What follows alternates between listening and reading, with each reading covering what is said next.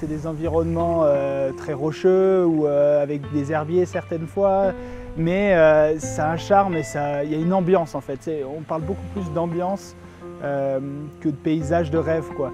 C'est une atmosphère qu'on vit sur le moment et je pense que c'est ce qu'on a essayé de faire ressentir un petit peu dans les films, dans la web-série. Mathias Lopez a passé son été là-haut, dans l'eau, des lacs de montagne, à plonger en apnée en compagnie de Stéphane et Grégory Toureau. Une saison plus tard, c'est à Tignes que nous avons retrouvé le réalisateur.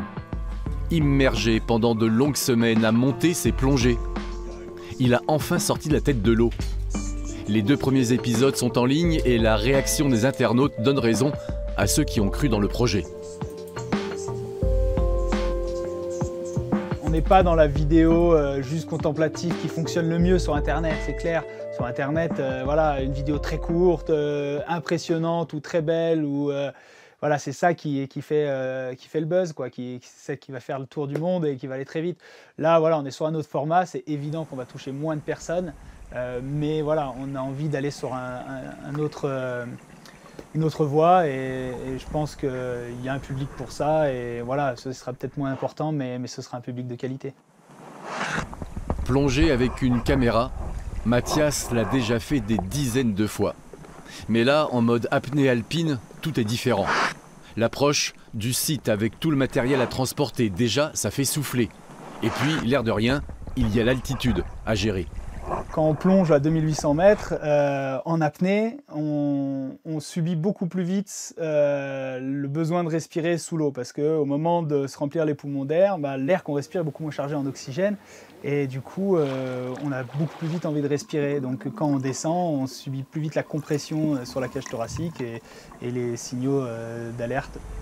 Rajoutez une eau à quelques degrés et vous avez un cocktail qui en aurait refroidi plus d'un. Mais pas l'équipe de là-haut. En plongeant au cœur des sommets, le trio a découvert le monde qui se cache derrière, le reflet des montagnes.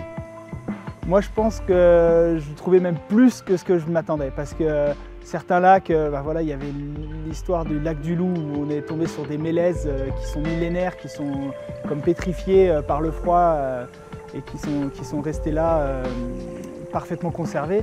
Et ça, c'était très particulier quand on les découvre, quand on tombe dessus. C'est fort comme émotion. Et certaines ambiances aussi, ou des eaux tellement claires qu'on avait l'impression d'être en mer. Et ça, c'est pareil, je m'y attendais pas du tout, quoi. La neige arrive en montagne et les envies d'apnée vont hiberner. Pas trop longtemps quand même, car dès que ce sera possible, Mathias et ses compères se verraient bien piquer une tête dans le lac de Tignes.